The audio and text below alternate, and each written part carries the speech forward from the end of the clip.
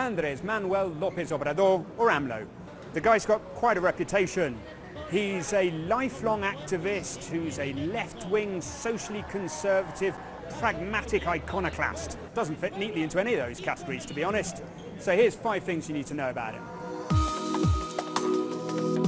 First off, he's not from Mexico's traditional political elites. Born in a tiny village in Tabasco on Mexico's Gulf Coast, his parents ran a small shop where he'd help out after school.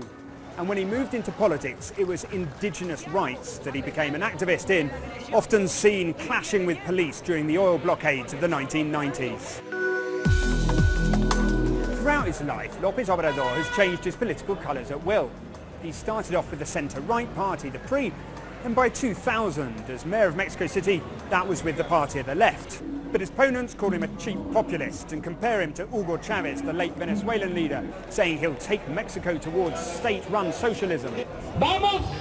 But his key promise has been to tackle corruption and dismantle what he calls la mafia del poder, the mafia of power in Mexico. He's run for president 3 times. In 2006, it was so close that he declared the whole thing fraudulent and put on the presidential sash anyway, calling himself the legitimate president of Mexico. And then he shut down this street, Reforma Avenue, one of the biggest streets in Mexico City, completely closed for months in protest.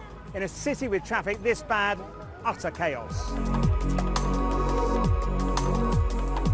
2017 was Mexico's most violent year in over 2 decades, with almost 30,000 people killed. Successive governments have thrown the full might of the military against the cartels, but López Obrador says it's not working. In fact, he's even suggested an amnesty for drug cartel leaders if the victims' families agree. 2 men may actually get on better than you might think. Mr. López Obrador's basic message is, this country is broken, and I, as a political outsider, I alone can fix it.